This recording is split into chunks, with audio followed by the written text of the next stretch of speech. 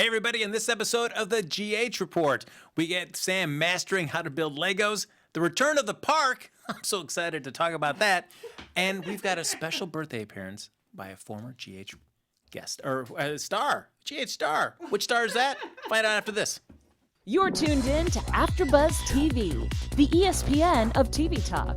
Now, let the buzz begin.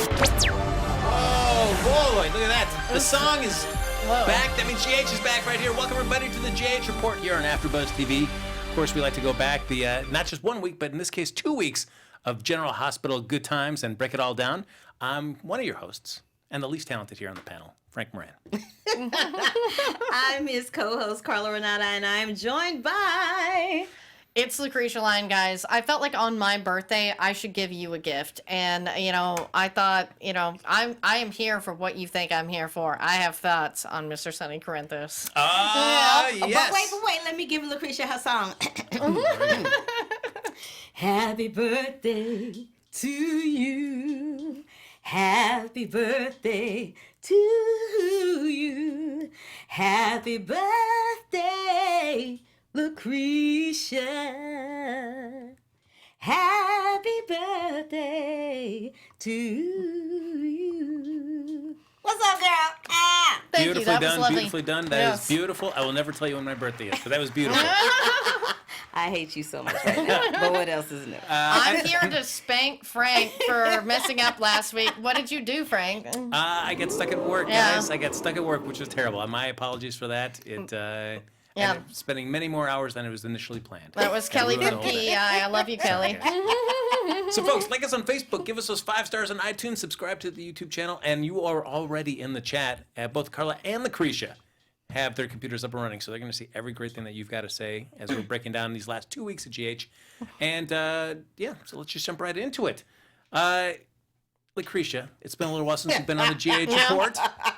You've been known to have many opinions about a variety of storylines throughout the years.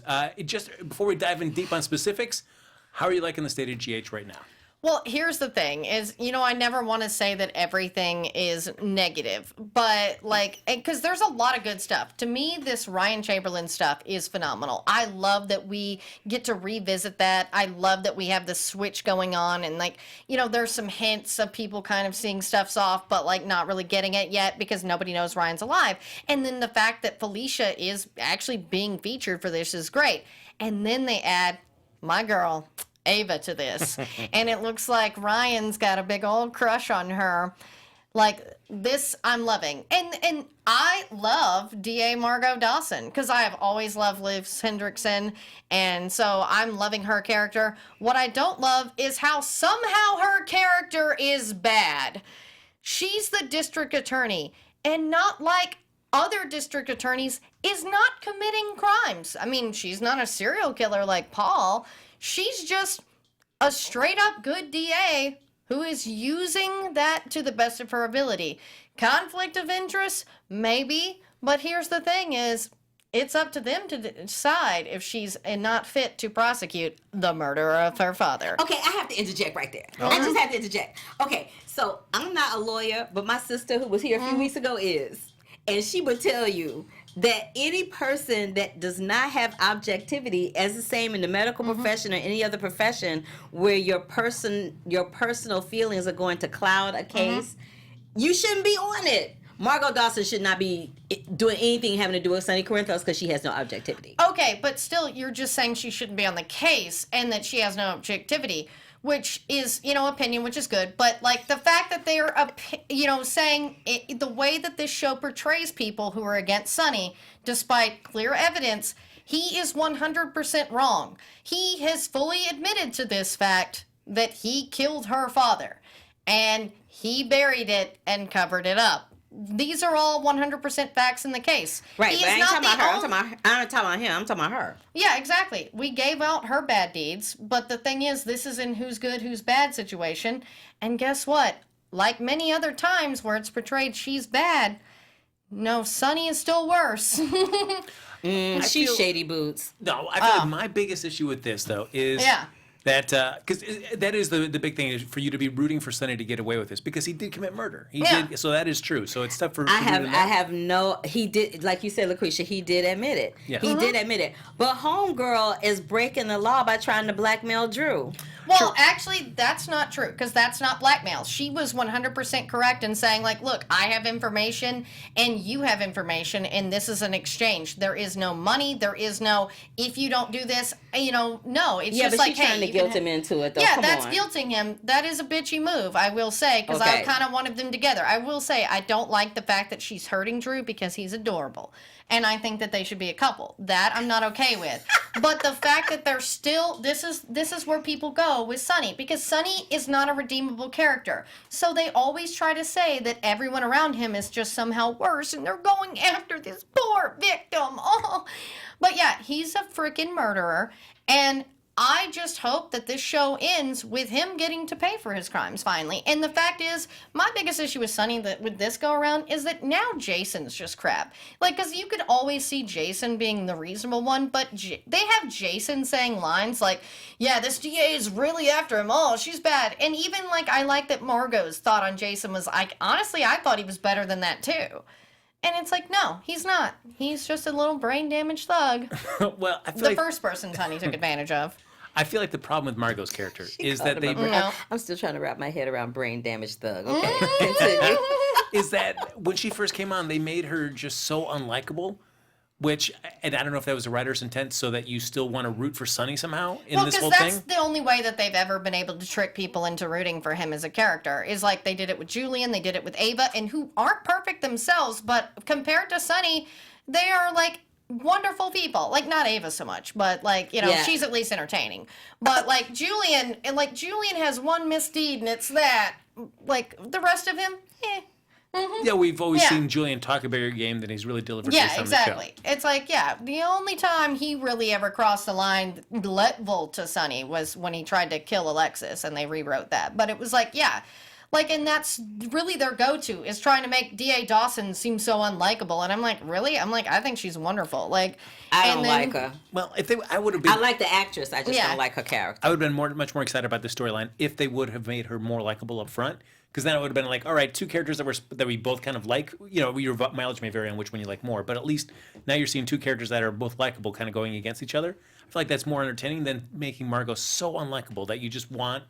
If you're a Sonny fan, you're just going to want to see her lose. Because I agree with him. It's easy. She's so incredibly unlikable. Like I can't stand her. She's so incredibly unlikable that you literally, when the show ends, every episode you're like, "Oh, can something please happen to her like tomorrow?" It's the same kind of feeling I had every time Mary Pat would come on the screen. "Oh, can we please have something happen to her like tomorrow?" I just like I cannot with her. I love the actress that plays her. She's been on ABC for a long time. She was on All My Children back in the day. Yeah, she was Frankie and Maggie, twins, because they liked her so much after they killed her off.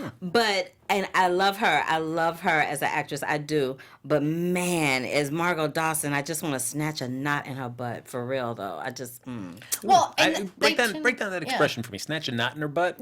Listen to what I said, and then get the visual. I don't need to break it down. You got to snatch a knot. Just get the visual. She's got a knot in her butt. You're gonna snatch it out. Yeah. That's gross. Why would you do that? That is gross. That's gross. That's gonna get yourself a dirty Forget hand. both of y'all. Yeah, I'm with Michael B here. He's like, I'm sorry, I have to agree with Lacretia on Sonny. Sonny have to go to jail. And two, like one of the things that I'm seeing with this and bringing up All My Children, and that's kind of why I wanted to come on the show, because part of me fears that we don't have much GH left. And this is because I watched all of these from, ever since I was born. And when All My Children and One Life to Live were ending, we're getting some of the same sort of feelings, especially when we have that lingering, Cassadine. And then there's all these other possible patients of people coming back from the dead.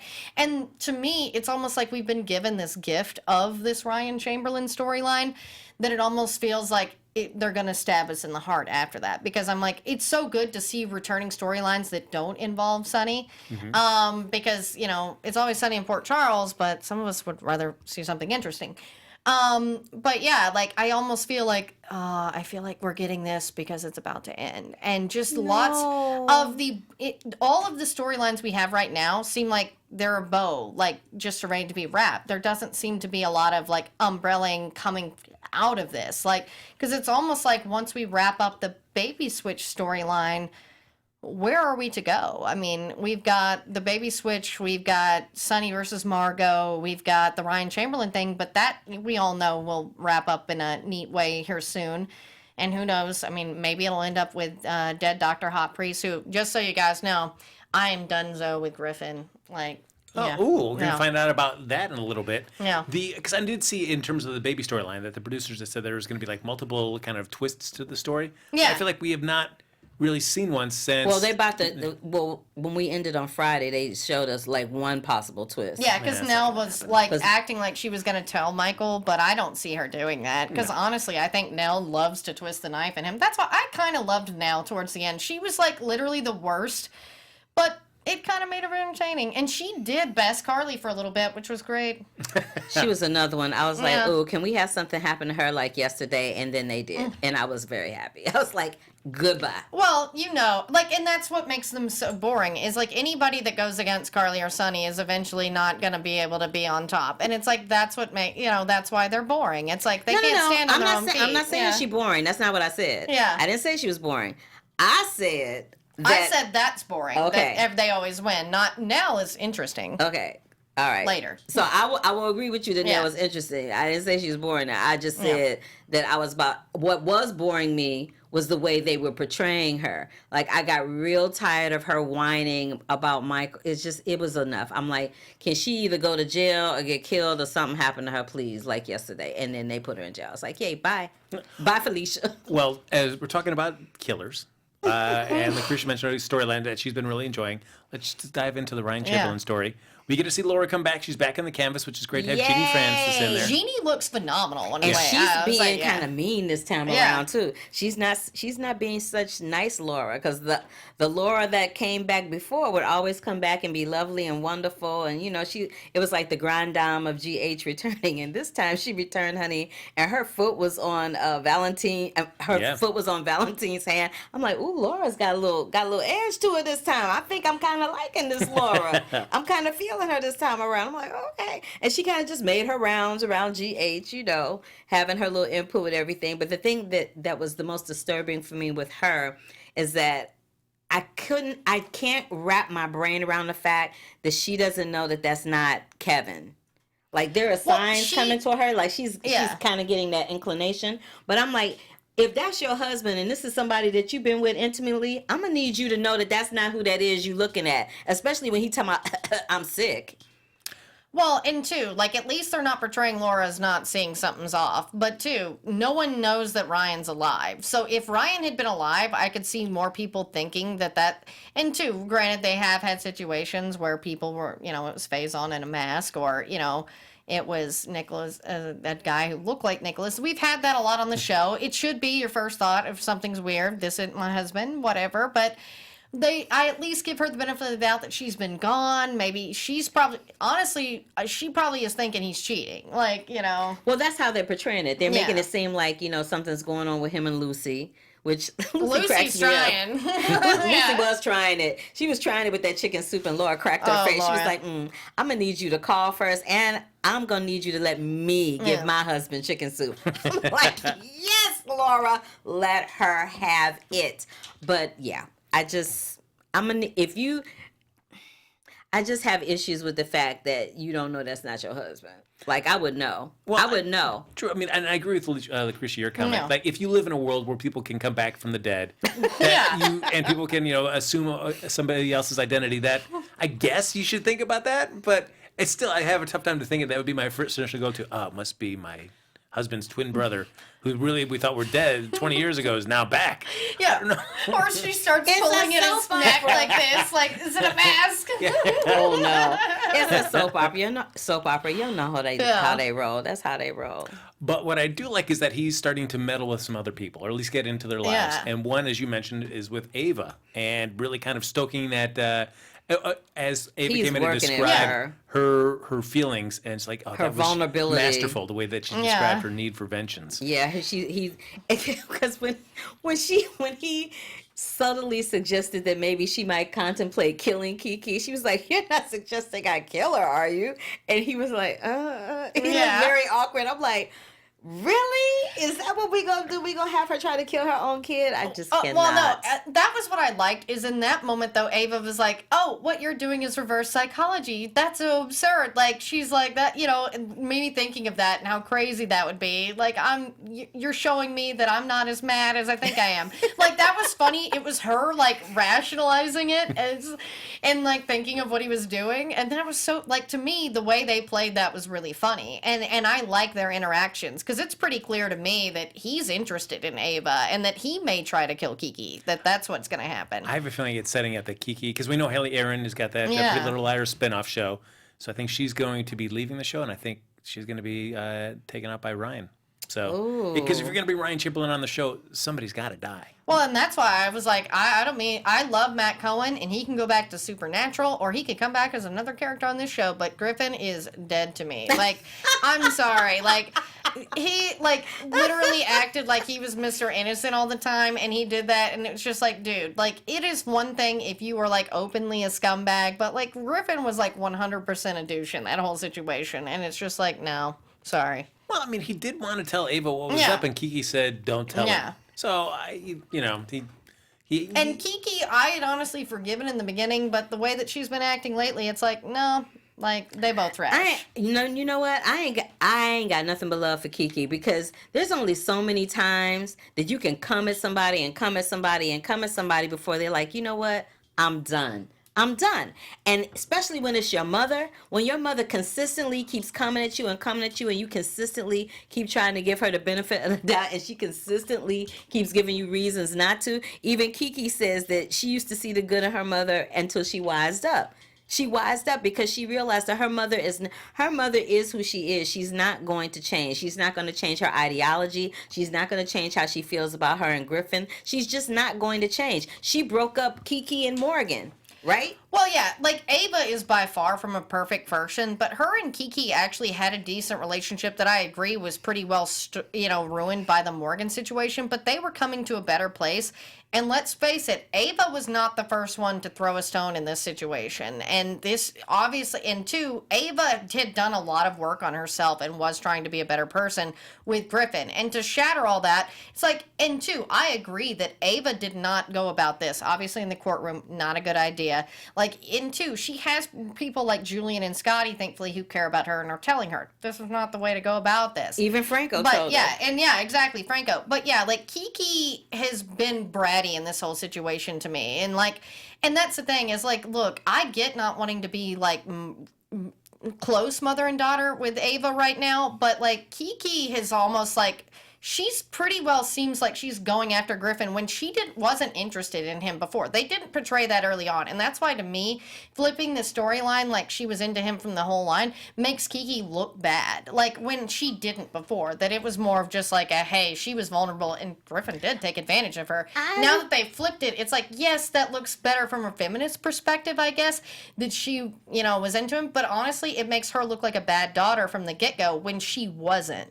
And that's the problem. I don't think she's going after Griffin. I think there was a mutual admiration society between the two of them. I feel like there was always, because every time they showed them in a scene together, even when he was with Ava, there's something bubbling underneath between him and Kiki when they were in the hospital. Always, always, always. So once Ava was kind of out of the picture, it was like, well, she's gone. She's mad at me again. She's not feeling me as her daughter. I'm just tired of playing this game with her. So let me just go on and live my life. I'm not mad at her for that. And to me, though, that makes, because Kiki was better than that. This makes Kiki, and I'm glad that this person brought this up, because even though I love Ava, Fantastic Family Adventures is like, yeah, she doesn't have to start acting like Ava. And remember, Kiki broke up her relationship with Morgan by cheating on him with his brother. But let's remember, she is Ava's daughter. So I've said this before on the show.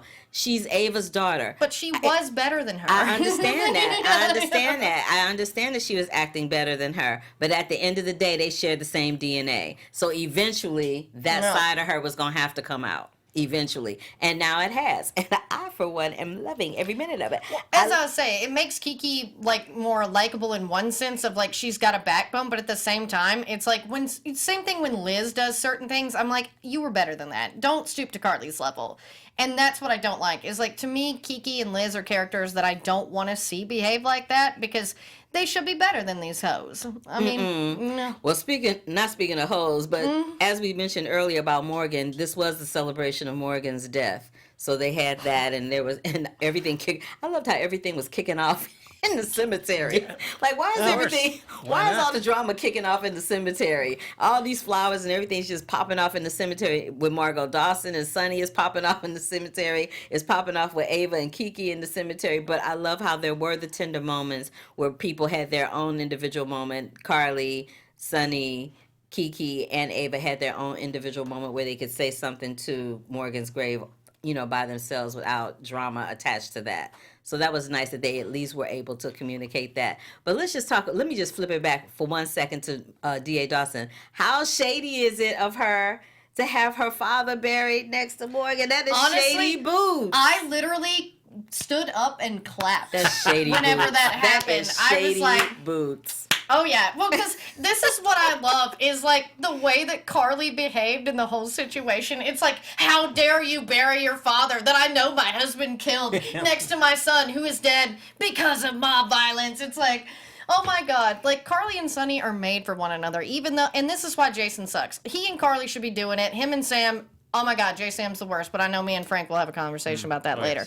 But yeah, like it is. Y'all are throwing daggers in my heart today. Between Sonny and J. Sam, I cannot. Those are the worst things about this show. No, and like that's why it's like I find Carly infinitely entertaining. I do always say, because especially with Laura Wright, Carly entertains me. But like her and Sonny do belong together with this how horrible she is as a person. Like just that to like. This woman finally found out her father is dead and buries him in a shady way. I do agree, but that was awesome, by the way, because that was just like, I am going to dig at you, boy, and that was good. Well, because I feel like Jason's plan, Carly's that Jason is capitalizing on, is let's show D.A. Dawson that her dad wasn't perfect. Yeah. And that's going to steer her off. But I feel like you could show him that he could be corrupt. He could have been in the mob deep, and he was taking advantage of all this power and money. But at the end of the day, it's also still a human being that Sonny murdered, and it does still happen to be her father. She could also be disillusioned, but she would still want to. I don't know. I don't think that's gonna stop her. Well, and that's the thing is like that's Jason's plan, and that's why I hate Jason in the storyline because I'm like, you want to make her dad look bad to her who's dead, like that's actually just it's Carly's not cool. plan. Actually, it's Carly's plan, and Carly asked Jason to execute it. Yeah, that's true. That. But he's just into it, and that's the thing. It's like Jason used to. Again, I'm just tired of these people being drugged down to their level. Like Kiki, Jason, all these people were better than that, but now you're not. And a lot of people in chat have brought up like Doulaman and Jazz41173 that Kiki is the one who should have been Nina's daughter, and I kind of wonder if she still is because this new girl was pretty, but she's suspicious to me. True. And we're going to talk about that in just a second. But you know what, folks? Before we do that, AfterBuzzers, our network produces after shows for nearly all your favorite TV shows, like Supernatural. That's my favorite TV show. That's right there. So if you love Supernatural just like that, we have an AfterBuzz show just for you. But from dramas, reality TV, sci-fi, and more, there is no network that works harder for you, the television fans. But we need your help. So we're asking that you subscribe to one or more of our YouTube channels. By subscribing to our channel, YouTube will suggest content that's tailor-made for you, yes, you, and you'll help AfterBuzz continue to grow. And if you're worried about those pesky notifications, don't worry, they're optional. So hit that subscribe button now for this channel and check out all our AfterBuzz YouTube channels as well. And let us know you did so in the comments.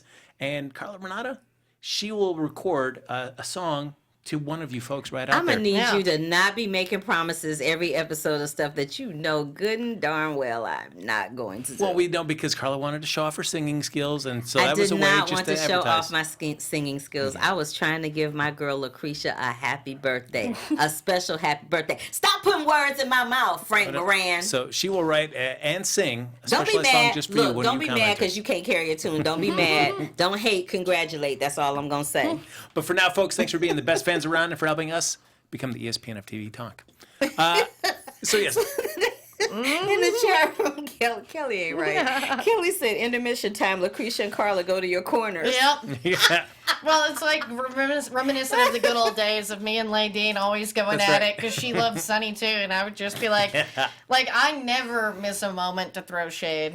Well, Clearly. speaking of DNA and possible siblings or sons and daughters, there was the talk of the one time that when the first time the Nina storyline came out, that her daughter could be alive. Wait, could it be Kiki? And somehow Ava actually took the daughter from whatever kind of machinations occurred. And then that kind of died down. And now Right. they've really come back to find out, like, hey, who is Nina's daughter? Maybe this is really happening. And instead of really tying it into Kiki again, and maybe that's because Haley Aaron's leaving the show, they've introduced this other girl, Sasha, in a very too quick and too easy to make you think that it could really be the real deal. No, yeah. Really, you think? Well, they did the two DNA tests. Curtis She found her looks so super much fast. like her, though. She does, Yeah. but Curtis found her so fast, and then the DNA tests were so quick, and they were both conclusive that it Well, feels you know, like they it's do too DNA easy. tests really Yeah. quick now, so there's that. Yeah, but It's not like it takes, months and weeks to do them. But this seems like the easiest for what seems to be like the potential of a big storyline has been happening so easily. And that to me is, if she is Nina's daughter, that means the show's not gone for long. And that to me is it, like, because that's what this was one of those things, just like with all the other possible people coming from the dead, that reminded me of like the ending of All My Children and One Life to Live, of like, oh, this thing that we've wanted to do for a long time, we're just going to quickly do that. Like, no explanation whatsoever. And it's like, that. So to me, it's like, I hope Sasha isn't her daughter. Then I may be wrong. But like, yeah, like Kelly from PEI is like, Sasha is not Nina's. Well, Yeah. I mean, the thing that makes me think, for the longest time, I thought Sasha was her daughter until that moment where Nina asked her if she had the other half of that locket and she didn't Yeah. have it. So then I thought, oh, well, maybe she's not her daughter. Then who is she then? And then it becomes, is somebody trying to run a scam on everybody, or Yeah. Valentine we know of a shady doing? He would Tina's not shady do that boots. to Nina, though. I would agree. Because Valentine, as I say, Valentine's one of those characters that he is shady, but Valentine loves Nina and he loves Charlotte. He would never do anything to hurt either one of them. But he has Like, before. Yeah, well, like the thing with Nathan, that was inadvertently. He was keeping quiet for Peter, who he always saw as like, wanting His to son. protect him. And that was the thing, is like he didn't think Nathan would get hurt. Like, and that was where I'll say, it's like that happened and she was mad, but like that was why whenever she's like, oh my God, you blackmailed my mother, and then you had no intention of going through, she's like, I love you. Yeah. And I feel like That was a great moment. Yeah. Valentine knows how much to the core of Nina's Yeah. character this whole Was so issue with her important, baby. yeah. Yeah, that I agree that he would not do something deliberately to injure her or try to run a scheme on her. Well, and that was why he was keeping quiet about it, and he went to Curtis of all people, because he's like, you care about her as much as I do. So like, this would be horrible, because neither one of them, they were trying to protect Nina from the get-go, making sure this wasn't a scam. But I also agree Yeah. with Curtis in the sense too that I feel like Valentine, while yes, he's being cautious, Yeah. but I do agree with Curtis when he says like, but you're also trying to set this up Oh, so you yeah. look great, so Nina will take you back. Right. Yeah. And that's not gonna happen. And at least like Valentine's honest, like he's like, yeah, Yeah, that's not gonna happen. yeah. That's so not gonna happen. So we do have that meeting that happens with him, and Nina does not handle it as gracefully as she could, and understandably so. She had like a little emotional breakdown. I felt Yeah. so sorry for her. I really kind of did. I was like, this woman has spent years on General Hospital wanting a child, wishing for a child, and now she has this moment where this person is supposed to be her child, and she's face to face with her, and she just says all the wrong things, does all the wrong things. Like that moment where she literally dissed the girl's adoptive mother Oh, was yeah. not a great moment in time. Like that was horrible. And then she had to kind of backpedal to keep it. And I'm just like, oh girl, I there's no love coming. Nina. There's no coming back from this. There's no coming back from this. You can't be dissing. She's like, well, she lied to you. I'm like, oh no, Miss Thing, you can't come at her like that. You gonna come at her like that and think she gonna be like, yes, I love you, thank you, mom. No, that's not gonna happen. Yeah, like, I don't know. Like, to me, like, I thought Nina obviously is a mess because this has been her dream. But, like, I thought that Sasha was a little too cold. Like, and I get it, but it's like, I've known people who realized they were adopted later and they couldn't wait to meet their parent just to at least see. So there was something suspicious about this girl from the get-go, because it's like, that seems odd. Even if you were close with your adoptive parent, the fact that she had no curiosity or anything seemed odd to me. And then there's the fact of, like, Nina is great. And, like, yes, she didn't make the best first impression, but it's like the fact that this person's, like, standoffish when Nina's the head editor of Crimson Magazine does seem a little weird because, especially being a young girl like that, that's shady. Like, Yeah, I guess it's also trying to come from Sasha's point of view. If you did find your birth mother and they said, "Oh yeah, my mom put me in a coma and then I delivered a baby and then my mom just took that baby and did a black market adoption," and that's you, I don't know if I'd be like, "Yeah, this seems like somebody I really I want to get back involved with this family." Yeah, sure, yeah. yeah. Well, I mean, yeah, with Nina's mom, but it's like Nina is clearly innocent and like not at all like her mother. Like she was in the coma. It's like, and that's sort of the thing. It's like when you realize what happened and you're not concerned about this person, then that to me is very Actually, odd. that is shady. If Yeah, you knew as this I person say. was in a coma and had Yeah. you in a coma, like, wouldn't you have questions about, like, so how did you get in the coma? Yeah. And how did you find out that you had me? And, like, how did all of, like, did you not have it? I agree with you on that. She had no questions. Yeah. None. And I was like, I just Yeah. want a closure. you don't. Yeah. I just want to. You didn't get closure. You didn't ask no questions. Like, how you gonna Yeah. get closure and you ain't asked one question? What is that? And that's just what I'll say is the fact that she wasn't interested, considering Nina has interesting things to talk about. Like, if she's just like, I was middle class, lived in a 2-story house, like, I'd get not having questions. But, like, you in a coma, like, your mom took me and gave it to somebody else. These are interesting. And Matthew Kennedy brings up a good point. Soap history storyline, the bad girl is always the daughter. Like AMC, Erica Kane, and Kendall. Like, so maybe Nell is Nina's daughter. Oh my God, that would be a freaking nightmare Yeah. Ugh. for me. Ugh. Well, many of these interactions happen in the park Oh, that we God. get this week. Always a great time when you can go out to the Port Charles Park, which happens to be right outside the ABC studios there, and do some lovely remote scenes. These were delightful as always. My favorite being, which always drives me crazy, is the Valerie Christina interaction, where Christina's just standing there and Valerie like walks through plants to Yeah. get on there, to get onto the path, because when they start walking, there is no walkway. She Right. literally walked through Right. She rocks and did. trees and greenery She did. to get on the walkway. But wait, Like, what is this? But wait, let's just talk about Valerie for a second. Why do they just have Valerie appear out of nowhere? Like she's been there the whole time. Like there's been all these storylines around her the whole time, and she appears like once a week. And now this week she appeared, and they were like, "Oh, let's celebrate you making detective." I'm like, but where's she been all this time? Yeah, it's Studying. almost like on How I Met Your Mother, where they would make those jokes about these characters, like Will Sasso's like bouncer character. They were like, "Yeah, he's been here all the time," and they just superimposed him in all these moments. It's like I almost feel like that's what they wanted us to believe about Valerie, that she was there for all this family stuff, and then like, nope. It's like having a cardboard cutout of her in the Port Charles police station that all of a sudden has come to life. It's just so random and weird. It really is. Well, because there was that after they're at the Kelly's, and there's that little joke that Chase tries to play, like, "Oh, you got to pick up the tab," but he leaves, and then Jordan and Valerie talk, and she like Valerie kind of explains her and Chase's relationship, their partnership. We've seen none of it, so like okay, sure, whatever you say. Yeah, those are so awkward. It's Yeah, like the disbelief that is, or the belief that is suspended in those moments is kind of like, wah, wah, wah. It's like, come on, y'all, give us a little bit more credit. And to be honest, I feel like they only brought Valerie back for Christina because, like, and they're doing this detective thing to give her something to go, and it's just like, yeah, like, because all of us were like, her and Christina had some chemistry, and that'd be interesting. So it almost feels like that's the only purpose of this. Do you see it as a storyline? Because I think many fans Yeah. do. Anytime they have interaction, see they it see too. it. Yeah. Do you see this as Valerie coming to terms with her sexual identity, or is it Christina having a crush on somebody that identifies as heterosexual and is going to be hurt by this? I think that it'll be Valerie and her get together because, like, you know, Valerie is is a stronger woman who was raised by, a single woman. And, this is something that we've kind of seen with her character being, it's not something new that you wouldn't expect. And she's had never really a good relationship with a man. So, like, it would kind of make sense for her to sort of discover that maybe she likes, or maybe like Christina, she likes both. But, yeah. It'd be interesting. Yeah. I mean, the chemistry between them is always interesting. So it'd be curious to see them explore that. Yeah, I'd like to see that storyline explored a little bit. Because we never really got to see anything happen with Christina the other time with her teacher. I mean, just And we 'cause- never got we never really got to see anything with Valerie other than the whole thing happening with Dante, and they kind of just vilified her so horribly in that situation.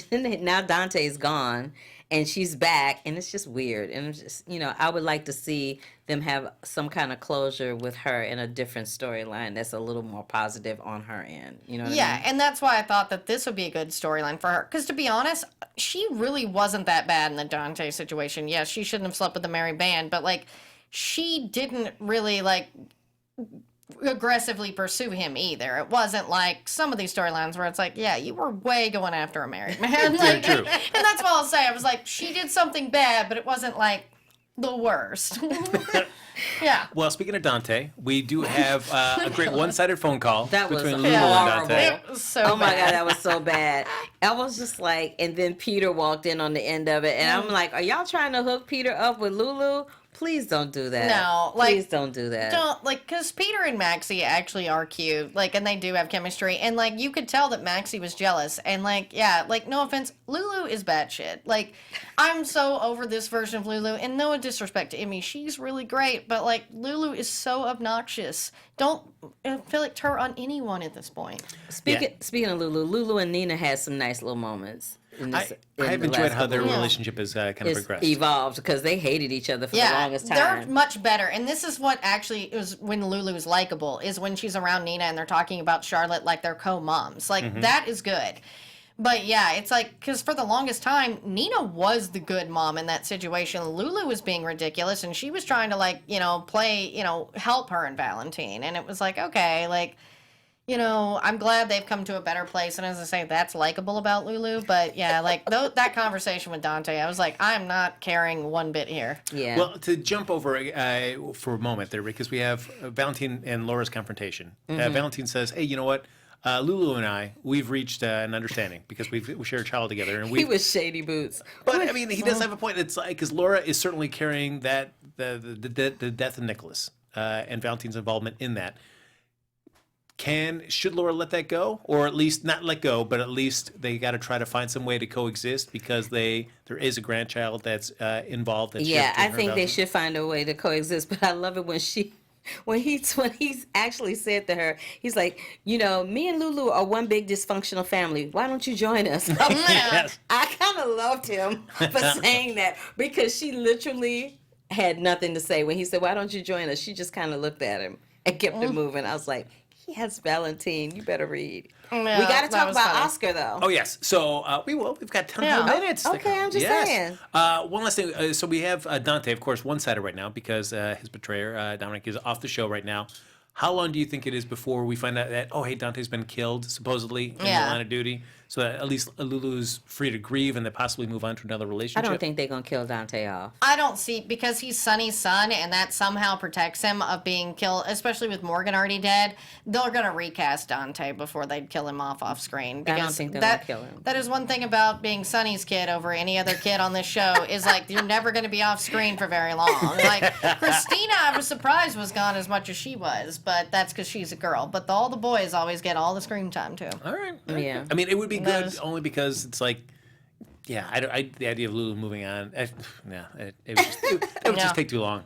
So, all right, Carla wants to talk about Oscar, everybody. I do want to talk about Oscar because, I'm feeling some kind of way about the fact that, Oscar's sick. He's got this brain tumor situation. His parents have decided that they kind of want him to go through this experimental treatment. He's not having it. He goes to Alexis to see what his legal rights are to, make sure that he can have a say-so in what happens to him. And then, above all things, he consistently keeps pushing Joss away. And then he has this moment where he enlists Cameron, yet Cameron just gets in deeper and deeper. I'm just like, Cameron, boy, step away. Just step out of the situation. He enlists Cameron to Photoshop a photo of Oscar with someone else to eventually just make Joss, shut it down and just leave him alone. But what I did love about the reasoning why he did it is when he said, I want her to always remember me as her first love and not the boy that she dated who's dying. Yeah, and that's the thing, is like, I see Oscar's point of view, and he's a cute kid, and I like him, but I feel like, I understand him being mad at his parents in one sense, but it is just like, dude, I get it, you're but you're not being reasonable. And again, he is a teenager. He does have a brain tumor. I understand it. But And teenagers are unreasonable. Exactly. And I'm just like, I understand his position, but I'm to the point of like, forgive your mommy. She's wonderful. We love her. Like, you know, and get the freaking thing. And then you're going to live and you're going to be a cute little couple again.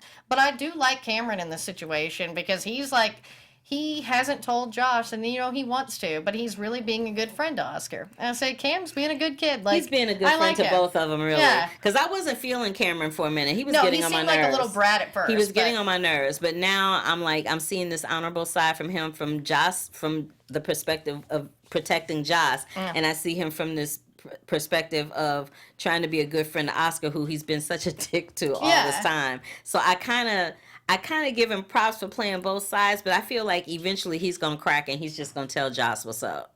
You know, and we've talked about this with D.A. Dawson and Cameron, and I feel like it's a long history with a lot of GH characters that they introduce or reintroduce. They make them so unlikable up top.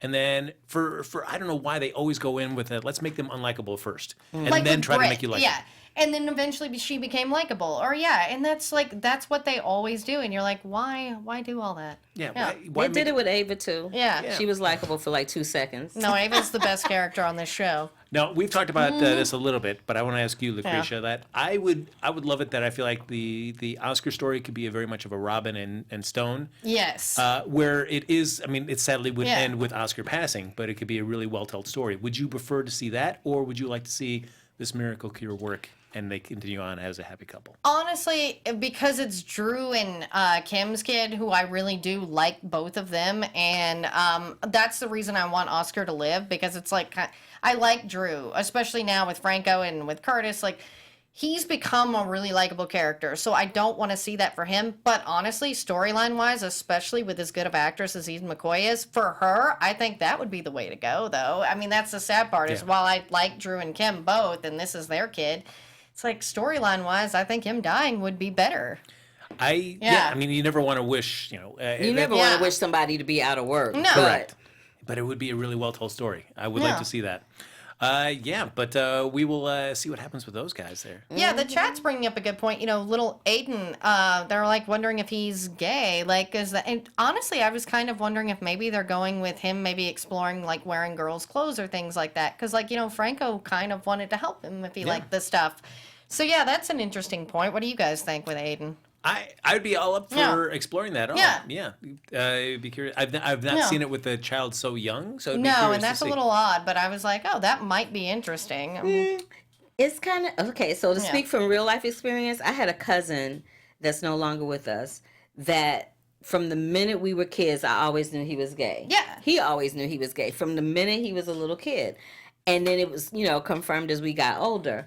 But this is the thing about that. I think it would make a great, and I say that to say that I think this would make a great storyline from a little kid perspective, because a lot of people believe, you can pray the gay away. It's a lifestyle. It's this, is that. And I'm here to tell you right now that because I had a relative that was gay, he was like that from the moment he got here. It wasn't something that he chose to be. That's just who he was. So if Aiden is showing signs of that, it's better. It would be nice to see a soap show that perspective, because I don't think there's been any soap operas that have attacked it from that vantage point. Not that young, because Bianca was still pretty young but it was still a teenager. Yeah. And but too, A Million Little Things is doing that as well, which is also on ABC. So maybe that's it. A young kid, that's good. I think it's important to show that perspective, because a lot of kids, even more so, more and more now, are discovering when they're younger,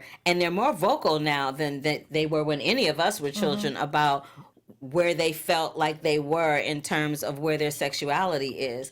I think it would be a great, and ABC has always been really good at attacking things that no other network does. So this would be a really great challenge for them to take on. That's what I think about it. I love Jazz 41173's comment. Sorry, no Frank. Robin and Stone were a once in a lifetime for soap story. Back when I liked Sonny. Same. I liked Sonny with Stone. That was good. But We're getting ready to wrap up, but before we do a little casting news. So we got Spencer's returning, Nicholas Bechtel. He'll be back. Yay! No word on how long his visit will be, but it'll be, I'm sure, long enough to stir some things up. and then he'll We head love back. him. Head Yeah, back to he's Europe. the best. He's hilarious. Oh, I live for his scenes. And Chloe Lanier, who we saw back on Friday, is now she'll be here on Monday as well. But then she'll going to be whisked back off To jail. So, but she is open to do other drop-ins. So you never know. Whenever the storyline dictates, we could have another Nell sighting. Okay. Or if she turns out to be really Nina's long lost daughter. Yeah, that would be weird. But Who's in prison, Yeah. and you'll never get to hang out with her, really, Nina. And then there's also been a lot of talk about Tyler Christopher. Nicola, Yeah. there's the Are they going to mystery. bring him back? Well, there's a mystery. We've seen the cast iron ring on somebody's Yeah. hand. That person has Cassandra. So, Oh my God, I would live for that. I loved him on that show. and there's been talk that, certainly Wally Kurth, he does a double duty on both days as well as GH. Possibly could Tyler Christopher, who's really been quiet on social media lately, could he be doing something where he could bounce between the two subs? yeah, I hope so. live for that. Oh, yeah. Because I think Ava needs Nicholas back. And I think that would be good. That would be great. I guess it'd be interesting because I feel like if he was gonna do that, he would need a little bit of a time because I think Yeah. that character's return would be so important that you would need to be able to have Tyler Christopher a nice chunk of time Oh yeah. to be able to tell that story. Yeah. So I don't know, but I would be excited. I think everybody's first preference would be to have Tyler Christopher. But if you couldn't have Tyler Christopher, would you just be happy to have Nicholas, whoever is portraying him? No. I think that, if the show's going to end, I would prefer to have Tyler Christopher, but I thought Nick Stabild had good chemistry with Maura West, and, I was really fine with him coming if we weren't going to get Tyler back. I want Tyler Christopher. Yeah. All right, fine. I just want Tyler Christopher. Ladies and gentlemen, we've done it again on Lacretia Lyon's birthday. Yeah. We've wrapped another successful episode of the GH Report. Yay. Everybody, thanks so much for joining us here, especially hopping in the chat. We wouldn't be able to do the show without your great thoughts and comments as well. So, as always, folks, like us on Facebook, give us those 5 stars on iTunes, subscribe to the YouTube channel, and thanks for everybody hopping in the chat. Make sure that you follow Lacretia Lyon so you can send her plenty of birthday messages. And if you want to do so, Lacretia, where can they find you to do that? You guys can always find me anywhere on the internet at LACRETIALYON, since there is only one. And I have 2 podcasts I do weekly, releasing on Tuesdays. That's on iTunes, Stitcher, Google Play, iHeartRadio, Spotify, Podbean, all of them. It's called Mrs. Brightside or Dead Inside. It's both parts of my personality. Oh my God, that's pure comedy. Yeah. And I am Carla Renata. You can find me across all social media platforms at The Curvy Critic. You can also catch me at 5 o'clock over at BHL for my film review show over there, Black Tomatoes, and on Monday nights doing the recaps of Dancing with the Stars. Oh, my goodness. And don't forget to comment when you subscribe so Carla has plenty of time to compose that special song just for one lucky commenter. Talk today. That's right. As always, folks, follow me on Twitter and Instagram at HappyGoJackie. That's going to do it for this episode of the JH Report. We'll be back next week with another new episode right here on AfterBuzz TV. Bye, everybody. Our founder, Kevin Undergaro, Phil Svitek, and me, Maria Menounos, would like to thank you for tuning in to AfterBuzz TV. Remember, we're not just the first, we're the biggest in the world, and we're the only destination for all your favorite TV shows. Whatever you crave, we've got it. So go to AfterBuzzTV.com and check out our lineup. Buzz you later. The views expressed herein are those of the hosts only and do not necessarily reflect the views of AfterBuzz TV or its owners or principals.